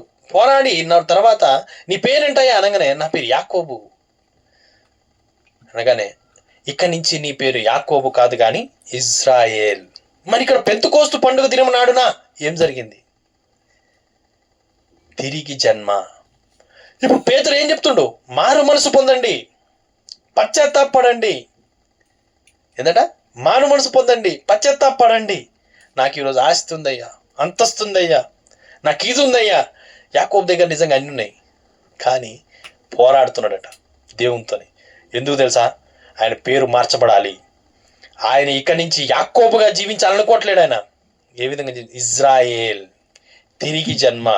ఇక జీవించేది నేను కాదు, క్రీస్తు. నేను ఇప్పటి వరకు పాపాత్మున్నయ్యా, నా మంచి వ్యర్థమయ్యా, నా నీతి నా క్రియలు మురికి గుడ్డల వంటివి నాకు తెలుసు. ప్రభువా, తిరిగి జన్మను నాకు దయచేయండి. ఇప్పుడు తిరిగి జన్మ వస్తే ఏమవుతుంది? స్వభావం మారుతుంది. యాకోబు యొక్క స్వభావం మారింది, ఇంకా ఇజ్రాయేల్ అయిండు. అవునా? దాన్ని పొందుకోవడానికి అర్హత పొందుకున్నాడు. మరి ఈరోజు పెంతెకోస్తు దినం నాడున, ఆ పండుగ దినం నాడున వాళ్ళు కూడా మారు మనసు పొందండి, పశ్చాత్తాపడండి, ప్రభువైన యేసుక్రీస్తు నామములో బాప్తిసం పొందండి అని అన్నప్పుడు 3,000 మంది అట దాన్ని నమ్మి చేసినప్పుడు వాళ్ళు పరిశుద్ధాత్మను పొందిరి అంటాడు. వాళ్ళు ఇప్పుడు ఎడతెగక సహవాసమందును రొట్టె విరుచుట ఎందును ఎడతెగకున్నారట. ఇప్పుడు సహవాసం రొట్టె విరుచుట అనగానే వీళ్ళందరూ అనుకుంటారు మనందరం ఒకటే. అర్థమవుతుందా? మనందరం ఒకటే, ఐక్యత, కలిసిపోవాలి. దేవుడు అదే చెప్తా ఉన్నాడు. సేవకులను ఎదిరించకండి అంటే సేవకులను ఎదిరించాలా? నేను చెప్పేది కాదు. సేవకులకి దేవుడు చూసుకుంటాడు. మాట్లాడకండి. ఇందులోనే అబద్ధ బోధకులు ఉన్నారట, నిజమైన బోధ ఉందట. మరి మనం ఈరోజు ఎదిరించాల్సిందేంది? వాక్యానికి వ్యతిరేకంగా ఉన్నదాన్ని. ప్రేమపూర్వకంగా మనం సహోదరులమైతే ఒకరికొకరం ఆ యొక్క వ్యతిరేకత ఏదైతే ఉందో దాన్ని తెలియజేసుకొని దాన్ని వదిలేసుకొని మనం ముందుకెళ్ళాలట. కానీ ఈరోజు ఆ యొక్క ఐక్యత లేదు. ఇప్పుడు వీళ్ళ ఐక్యత అనగానే వీళ్ళందరూ అనుకుంటారు ఏమనంటే, కమ్యూనియన్ ఇచ్చే రోజున, ఏ రోజు? కమ్యూనియన్ ఇచ్చే రోజు. సారీ, నిన్ను బాధ పెట్టినా సారీ, నన్ను క్షమించు, సారీ సిస్టర్, సారీ బ్రదర్ అనేసి వెళ్ళి మనం సహవాసంలో పాల్పంపులు పొందుతాం. ఆచారబద్ధంగా ఇవన్నీ ఏం చేస్తున్నాం? ఆచారబద్ధంగా మనం చేస్తూ ఉన్నాం. ఆ యొక్క కమ్యూనియన్ అనగానే మనం ఆ ద్రాక్షారసాన్ని రక్తముగా, ఆ శరీరానికి సాదృశ్యంగా రొట్టెని మనం తీసుకుంటా ఉన్నాం. కానీ అసలైన కమ్యూనియన్ ఏంటి? అసలైన కమ్యూనియన్ అంటే తండ్రి నేను ఏకమయ్యున్నలాగున. ఏ విధంగానట? తండ్రి నేను ఏకమయ్యున్నలాగున మీరును ఏకమయ్యుండుడి. మరి ఇప్పుడు ఈ ఐక్యత ఎక్కడుంది? తండ్రి కుమారుడు వేరువేరుగా ఉన్నారా? తండ్రి కుమారుడు ఇద్దరా? లేదు. తండ్రి నేను వాక్యమయ్యే ఉన్నాం. వాక్యమే నేను, వాక్యమే తండ్రి కుమారుడు పరిశుద్ధాత్ముడు ఒక్కడే. మీరు వాక్యములో ఏకమై ఉండుడి. ఆమేన్. ఎక్కడ ఏకమై ఉండాలి మనం ఈరోజు? వాక్యములో ఐక్యత, వాక్యములో సహవాసం. కానీ ఈ బాబేలు యొక్క గందరగోళం యొక్క సహవాసం కాదు. బాబేలు గందరగోళంలో జరిగిన భాషలు కాదు. అర్థమవుతుందా? పరిశుద్ధాత్ముడు మన మీద కుమ్మరించబడిన తర్వాత ఆయన మాట్లాడే భాషలు మనకు కావాలి. అర్థమవుతుందా? ఆయన చేసే సహవాసం మనకు కావాలి. ఇక జీవించేది మనము కాదు, క్రీస్తు. తిరిగి జన్మ కావాలి. వాక్యము మనం ఐక్యమై ఉండుట కావాలి. అంటే నీవు చూసే ఐక్యత కాదు, దేవుడు ఏర్పరిచిన ఐక్యత కావాలి. అర్థమవుతుందా? అందుకనే దేవుడు ఎన్నుకున్న ఎన్నిక, మారు మనసు ఎప్పుడు రావాలి మనకి? కృప అంతరించకంటే ముందే. ఆమేన్. కృప పోయిన తర్వాత మారు మనసు వస్తే ఏమైనా ప్రయోజనం ఉందా? బైబిల్లో ఉందా? కృప వెళ్ళిపోయిన తర్వాత వచ్చిన మారు మనసు ఉంది. ఎక్కడుంది? నోవహు కాలంలో ఉంది. నోవహు చెప్తా ఉన్నాడు, నువ్వు ఒక్కడివి నీతిమంతుడివి, ఓడగట్టు అనగానే వెళ్ళి ఓడగడతా ఉన్నాడు. ఓడగట్టిన తర్వాత ఆయన సువార్తని 120 సంవత్సరాల సువార్తను ప్రకటిస్తూ ఉన్నాడు. ప్రకటిస్తున్నప్పుడు ఈయన నిజంగా బిర్యానీల మధ్యలో, అర్థమవుతుందా, మంచిగా ఇన్వైట్ చేసి రాచరికంలో ఈయన సువార్త ప్రకటించలేదంట. ఏ విధంగా ప్రకటించాడు? కోడిగుడ్లు టమాటా మధ్యలో అంటాడు ప్రవక్త గారు. ఎక్కడ? కోడిగుడ్ల టమాటాల మధ్యలో సువార్తను ప్రకటిస్తూ ఉన్నాడు. మారండి, ఇది సత్యం, దేవుడు చెప్పిండు నాకు. ఎక్కడుందా ఆ బైబిల్లో? లెక్కించబడిందా? ఎక్కడ? చూపెట్టు. నువ్వు ఎక్కడుంది చెప్పు. ఎక్కడుంది? నువ్వు నాకు చూపెట్టు, నేను నమ్ముతా. లేని దాన్ని పట్టుకొని వచ్చిన పిచ్చోడివి నువ్వు. అక్షరానికి మధ్యలో ఒక జీవం ఉందట. ఆ జీవము ద్వారా ఈ వధువు నడిపించబడుతుంది అంటాడు. అర్థమవుతుందా? అక్కడ ఉన్న సారాంశం ఈమెకు అర్థమవుతా ఉన్నది. అక్కడ భూకంపం వస్తుంది అని రాసి ఉంది అందులో. కానీ వధువు కట అట్టపెట్టెలతో ఇల్లు కట్టుకో అని చెప్పిండట. ఏం చెప్పిండు? ఈమెల్లి ఏమండి భూకంపం వస్తుందట చెప్పబడ్డది నాకు అనేసి వాళ్ళకి ఈ విధంగా చెప్తా ఉన్నాడు. యెహోవా ఈ విధంగా సెలవిస్తా ఉన్నాడు అని చెప్పినప్పుడు, పిచ్చోడా, ఏ కోడ్ ఉంచిపెట్టు. ఏ కోడ్? నువ్వు చదివిన కోడ్ ఏడుంది? వేర్ సేసు ప్రాఫిట్ ఎక్కడ సేసు చెప్పు. భూకంపం వస్తుంది అని ఉంది. దాని యొక్క బయలుపాటు వధువుకు తెలపబడ్డది. అట్టపెట్టెలతో నీళ్ళు కట్టుకోండి. వీళ్ళందరూ నవ్వుతున్నారంట, పిచ్చోడు అంటున్నారంట, లేనిదని చెప్తున్నారు అంటున్నారంట. కానీ వధువు యొక్క బయలుపాటుని దాన్ని గ్రహించలేకపోతా ఉన్నారట. వీళ్ళు నిజంగా హేళన చేసిర్రు, నోహావుని నిజంగా కించపరిచిర్రు, కోడిగుడ్లతో కొట్టిర్రు. ఇక చివరిగా ఆయన ఓడలోకి వెళ్ళిపోయిన తర్వాత, డోర్ మూయబడిన తర్వాత, వీళ్ళు నిజంగా ముసలోడు దరిద్రం పోయిందిరా. ఏ సంఘానికైనా పోండి, కానీ ఈ యొక్క నోవాహు అనే సంఘానికి మాత్రం పోకండి, ఆడొక్కడే పిచ్చోడు. ఎవరట? నేను ఒక్కడే పిచ్చోడు, వీళ్ళంతా మంచోళ్ళు అనేసి వాళ్ళు ప్రచారం చేస్తూ ఉన్నారు. ఈరోజు కూడా ఏ చర్చి కనుకోండి, ఎవరినైనా ఎక్కడ ఏ చర్చితో మీరు కలవండి, మనందరం ఒకటే. విలియం మ్యారిన్ బ్రెనహాం అనే ఆ యొక్క పిచ్చి బోధ దగ్గరికి మీరు పోకండి. ఏంటంటే ఇది పిచ్చి బోధ దగ్గరికి మీరు పోకండి. ఆ నోవాహు ఓడలోకి మాత్రం పోకండి.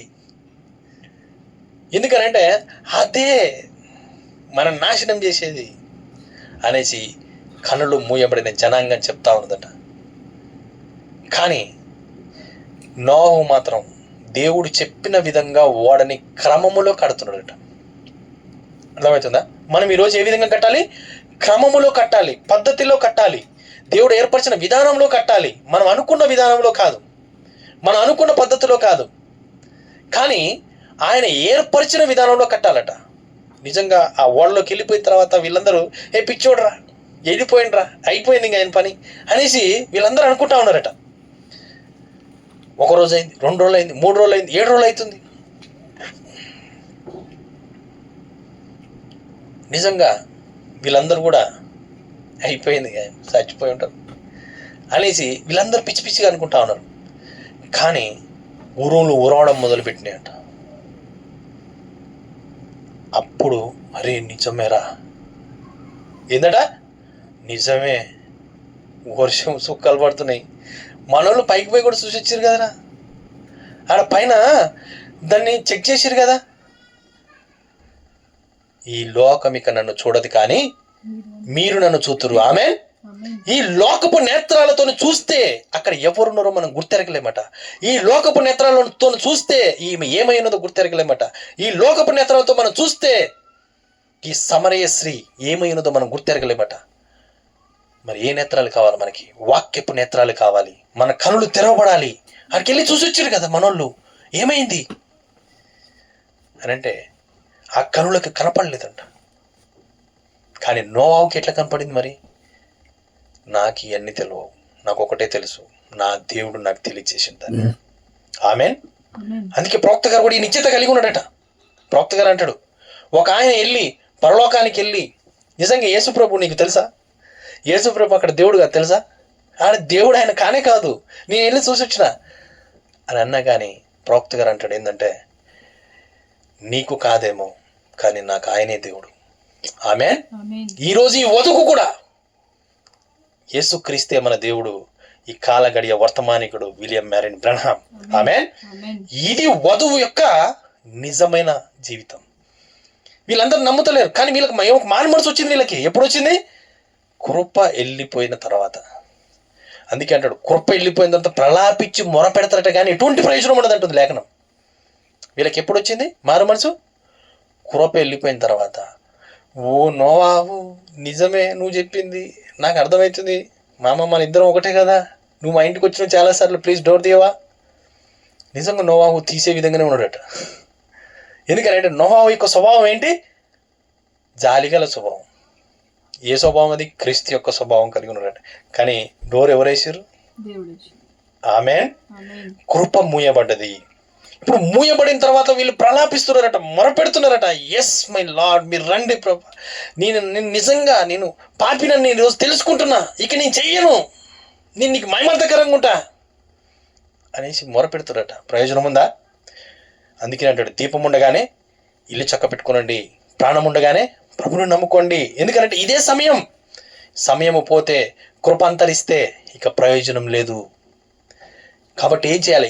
అశాశ్వతమైన దీనికోసం కాకుండా 10,000 ప్రపంచాల కంటే విలువైంది మన లోపల పెట్టుబడదట. ఆమేన్. దాని కొరకు మనం జీవించాలి.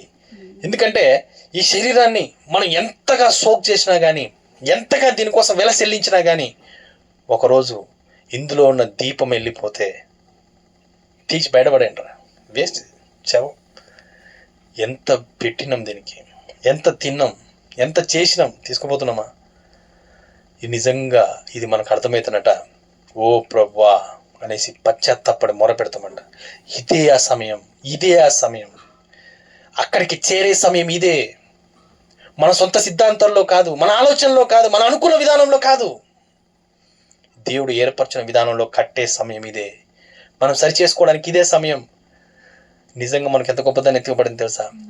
ఈరోజు ఈ శరీరంలో నుంచి ఆయన సువార్తను మనం ప్రకటించగలం. సర్వలోకానికి వెళ్ళి సర్వ సృష్టికి సువార్తను ప్రకటించుట కొరకు ఈరోజు మనలో ఆ దీపం పెట్టబడ్డది, ఆ ఆత్మ పెట్టబడ్డది, ఆ జీవం మనలో పెట్టబడ్డది. అగ్ని నాలుకల వల్ల విభాగించబడి వాళ్ళ మీద కుమ్మరించబడిందట. ఆ పరిశుద్ధాత్మ, ఆ తిరిగి జన్మ మనలోకి వచ్చినప్పుడు నిజంగా పౌలు గారు ఆయన ఒక కోపంగా ఉండేవాడు. ఆయన స్వభావం వేరు, ఆయన ఆలోచన వేరు, ఆయన జ్ఞానం మీద మాట్లాడేవాడు. కానీ ఎప్పుడైతే క్రీస్తు లోపలికి వచ్చిండో ఈయన కోపం అక్కడ కనపడతలేదంట, ఈయన జ్ఞానము అక్కడ కనపడతలేదట, ఈయన ఆలోచన అక్కడ కనపడతలేదట. ఆయనలో నుంచి క్రీస్తు నడవడం చూస్తుండట. ఆమె క్రీస్తు నడవడం చూసినప్పుడట ఆయన అప్పుడు అంటుండు, ఇక జీవించేది నేను కాదు క్రీస్తే. ఆమె ఈరోజు మనము కూడా ఆ విధంగా చెప్పగలిగే స్థితిలోకి రావాలి. మనము కూడా క్రీస్తు మనలో నుంచి ఆయన మాట్లాడడం మనం చూడాలి. ఆ ఊట మనలో నుంచి ఉబుకుట మనం చూడాలి. ఆయన మనలో నుంచి నడవడం మనం చూడాలి. అప్పుడు మన ప్రవక్త గారు కూడా ఇదే అంటున్నాడు, ఇక జీవించేది నేను కాదు క్రీస్తే. అందుకనే ఈరోజు మన ఆలోచన పెట్టుకొని ఆయనలో నడవాలనుకుంటే మనం నడవలేమంట. అందుకనే పౌలు గారు అంటాడు, నేను క్రీస్తుకి ఖైదీ. ఆమె మనం కూడా ఏం కావాలి? ఖైదీ ఎప్పుడు కూడా ఆడ అనుకున్నది చేయలేడు. ఖైదీ అనుకుంటాడు, నేను ఈరోజు బిర్యానీ తినాలి, తింటాడా? తినలేడు. బిర్యానీ పెట్టే డే ఒకటి వస్తుంది, ఆ రోజు పెడితే తినాలి. నేను ఈరోజు బయటికి పోవాలనుకుంటున్నా, పోతాడా? పోలేడు. నేను ఇది చేయాలనుకుంటున్నా, ఈరోజు చేస్తాడా? చేయలేడు. ఎందుకు చేయలేడు? ఖైదీ అట. ఖైదీ ఎవరు చెప్పినట్టు వినాలి? జైలర్ చెప్పినట్టు వినాలి. ఈరోజు క్రీస్తుకు మనం ఖైదీ అయితే ఆమేన్. ఈరోజు మనం ఎక్కడ వింటాం మరి? ఆ క్రీస్తు చెప్పినట్టుగా మనం వింటామట. క్రీస్తు నడిపించిన విధంగా నడుస్తామట. అప్పుడు ఇక జీవించేది నేను కాదు క్రీస్తే అని అంటామట. అందుకే ఈరోజు మన జీవితాలు మార్చుకోవడానికి ఇక్కడి నుంచి, ఓ ప్రభా నేను ఇది, నాకు ఇంత తెలుసు, నాకు అంత తెలుసు, నేను ఇది చేయగలను, అది చేయగలను అనుకుంటున్న ప్రతి ఒక్క దాంట్లో నుంచి మనం బయటికి రావాలంట. మనం అనుకున్న పద్ధతిలో కాకుండా దేవుడు మాట్లాడే విధానంలో మనం వినగలగాలి. ఆహారము మనం తినే విధముగా ఏ విధంగానైతే ఈరోజు పెట్టబడుతుందో దాన్ని మనం చూడగలగాలంట. మనం ఆ విధంగా మనం మారాలి. నేను అనుకుంటా నేను ఈ విధంగా తీసుకెళ్ళి ఈ విధంగా చేయాలనేసి, కానీ దేవుడు నిజంగా మనం అనుకున్న దాన్ని కాకుండా ఆయన ఏర్పరిచిన దాన్ని ఆహారాన్ని మనకు పెడతాడంట. అది ఏదైతే ఆయన ఇచ్చిండో అది మన బలాన్ని చేకూరుస్తుంది. ఎందుకనంటే ఆయన మాట అందులో జీవం ఉందట. ఆమె కాబట్టి ఈరోజు మనం అనుకున్న విధానంలో కాకుండా ఆయన ఏర్పరిచిన విధానంలో ఆరాధన, మనం అనుకున్న విధానంలో కాకుండా ఆయన ఏర్పరిచిన విధముగా ఆయనని కలుసుకొనుట. ఎందుకనంటే భర్త భార్య ఏకమై ఉన్నారట. ఇప్పుడు ఆ వాక్యం ఎక్కడికి వచ్చింది? ఇప్పుడు భార్య దగ్గరికి వచ్చింది. ఆ భార్యలో నుంచి ఆ వాక్యం ఆయన మాట్లాడుతూ ఉన్నాడు. వాయిస్ ఆఫ్ గాడ్ అక్కడ ఆగిపోలేడు. ప్రవక్త గారి దగ్గర వాయిస్ ఆఫ్ గాడ్ ఎక్కడికి వచ్చింది? ఇప్పుడు వధువులోకి వచ్చింది. ఇక్కడి నుంచి మాట్లాడుతున్నాడు.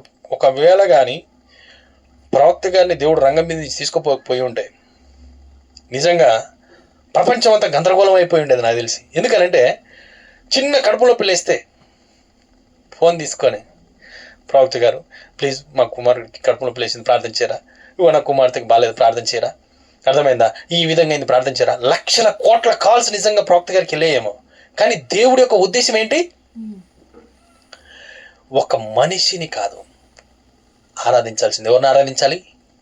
క్రీస్తుని ఆరాధించాలి. దేవుడు ఇప్పుడు ఎక్కడ నివసించాలనుకుంటుండో మనలో నివసించాలనుకుంటా. ఆ వర్తమానం ఎక్కడికి ట్రావెల్ చేసింది? ఈరోజు వధువులోకి ట్రావెల్ చేసిందంట. ఇప్పుడు ఆ కార్యాలను ఎక్కడ జరగాలి? వధువులో జరగాలి. అర్థమవుతుందా? కానీ ఒక వ్యక్తి గుండానే జరిగేది కాదు అది. ఆ క్రీస్తులో ఉన్న ఆత్మ అక్కడి నుంచి ఎక్కడికి వచ్చింది? ఇక్కడికి ట్రావెల్ చేసింది. విలియం మ్యారిన్ బ్రెనహామ్ అనే వ్యక్తి వెళ్ళిపోయాము, కానీ విలియం మ్యారిన్ బ్రెనహాములో వచ్చిన voice of God, living God, ఆమేన్, నివసిస్తున్న దేవుడు, సజీవుడైన దేవుడు, ఆ వాక్యం ఇంకా నివసిస్తా ఉన్నది. అర్థమవుతుందా? కాబట్టి ఇప్పుడు ఏం చేయాలి? మనం నమ్మాలి. ఆమేన్. ఇప్పుడు ఏ వాక్యం అయితే అక్కడి నుంచి మనకి ఇవ్వబడిందో, ఎలియాజరు ద్వారా ఏ వర్తమానం అయితే తీసుకురాబడిందో, రిబ్కా దాన్ని తీసుకొనట ఇస్సాకుని కలుసుకుందట. మనం ఈరోజు అదే వర్తమానము ద్వారా మనం ఎక్కడ కలుసుకున్నాము? క్రీస్తుని కలుసుకున్నాం ఈరోజు. అర్థమవుతుందా? ఇప్పుడు వివాహం చేయబడిన తర్వాత మళ్ళా ఎలియాజరు గురించి ఆమె మాట్లాడతలేదు. ఆమేన్. అంటే ఎలియాజరు గుండా ఇవ్వబడిన వర్తమానాన్ని స్వీకరించి క్రీస్తుని కలుసుకుంది. ఇప్పుడు ఇప్పుడు ఈ రిబ్కా ఇస్సాకుని కలుసుకుంది. ఇస్సాకు ఇప్పుడు రిబ్కాతోని మాట్లాడుతుంటాడు. వివాహం చేయబడింది. వివాహం చేయబడినంత వరకు, ప్రదానం చేయబడిన తర్వాత, ఆమెకి ప్రదానం చేయబడినంత వరకు వరుడు ఎవరో, ఎట్టుంటాడో, ఏం చేస్తాడో తెలియదు. కానీ ఒక పెద్ద వచ్చి ఒక సంబంధాన్ని తీసుకొని వస్తాడట. తీసుకొని వచ్చి ఏం చేస్తాడు? అమ్మ పలానా దగ్గర ఒక వరుడు ఉన్నాడు, అగో ఆయన సో అండ్ సో పర్సన్, ఈ విధంగా ఉంటాడు, ఆయన పని ఇది, అర్థమవుతుంది, ఆయన ఇది అనేసి ఆయన గురించి చెప్తాడు. ఆ తర్వాత ఈమె ఆయన యొక్క గుణలక్షణాలు సేమ్ ఈమెలో ఆమె కనపడితే ఈమె ఏం చేస్తుంది? వివాహం చేసుకున్నట్టుకి ఇష్టపడుతుంది. అర్థమవుతుందా? ఇప్పుడు ఏం చేస్తుంది ఈమె? ఎప్పుడైతే ఇస్సాకు గురించి మాట్లాడిండో ఆమె వాటిని నమ్మిందంట. ఆమెలో ఆ గుణలక్షణాలు చూసుకుంటుంది. అర్థమవుతుందా? సేమ్ ఈక్వల్గా కనపడతా ఉన్నాయి. అదే పరిశుద్ధాత్ముడు ఎలియాజరుతో మాట్లాడిన అదే పరిశుద్ధాత్ముడు రిబ్కాతో మాట్లాడుతూ ఉన్నాడు. కానీ ఎలియాజరు పోయి రిబ్కాతో మాట్లాడతలేడు. ఎలియాజర్కి రిబ్కాకి మధ్యలో పరిశుద్ధాత్ముడు మాట్లాడుతూ ఉన్నాడు. ఆమేన్. పరిశుద్ధాత్ముడు ఆమె హృదయంలో ఆ ఇస్సాకు గురించి పెడతా ఉన్నాడు. ఏదైతే వర్తమానం తీసుకురాబడిందో ఈమెలో పెట్టబడి ఉన్నది. ఇప్పుడు దాన్ని బట్టి ఆమె అక్కడికి వెళ్తా ఉన్నది. ఆ తర్వాత ఇస్సాకు డైరెక్ట్గా ఆమెతో మాట్లాడుతున్నాడు. ఇప్పుడు రిబ్కా ఏం చేస్తుంది? విని నడుస్తుంది. ఆమేన్. ఇప్పుడు వర్తమానం ఇవ్వబడ్డది. వర్తమానం ఇవ్వబడిన తర్వాత ఈ వధువు ఏం చేయాలి? మరి ఇప్పుడు క్రీస్తుతోని వివాహం చేయబడిన ఈ వధువు ఆ వర్తమాన ప్రకారంగా నడవాలి. క్రీస్తు చెప్పిన ప్రకారముగా. అక్కడే ఆగిపోలేడు. ప్రతి వాక్యం యొక్క నెరవేర్పు ఇక్కడ జరగాలి. ఆ హృదయాలు త్రిప్పే పరిచయం యొక్క నెరవేర్పు ఇక్కడ జరగాలి. ఈమె కిరీటం తీసుకెళ్ళి పెట్టాలి. ఆమేన్. ఇవన్నీ ఇప్పుడు ఎక్కడ జరగాలి? వధువు గుండా జరగాలి. ఆమేన్. దేవునికి మహిమ కలుగును గాక. సమయం చాలా అయిపోయింది. యాక్చువల్గా నేను చాలా రెఫరెన్స్ తీసుకున్నా, కానీ అవన్నీ నేను ఎందుకు అనంటే, రెఫరెన్స్ యాక్చువల్గా మనం అన్నీ ఇవ్వచ్చు, కానీ రెఫరెన్స్ ఇచ్చినప్పుడు ఈ సమయము చాలా ఎక్కువ తీసుకోవడం, వాళ్ళు దాన్ని ఎక్కువ గ్రహించలేకపోవడం, దాన్ని మనం ఆ సమయంలో ఆ టీచింగ్ విధానంలో వెళ్తుంది కాబట్టి దాన్ని తీసుకురాలేకపోయినా. అయితే దేవుని కృపను బట్టి మనకి ఈరోజు ఏం కావాలి? తిరిగి జన్మ కావాలి, మారు మనసు కావాలి, అసలైన యూనిటీ కావాలి. ఇప్పుడు అసలైన యూనిటీ ఎక్కడుంది? వాక్యములో ఐక్యత. దేవునికి మహిమ కలుగును గాక. చిన్న వాక్య భాగాన్ని దేవుడు దీవించును గాక. God bless you all.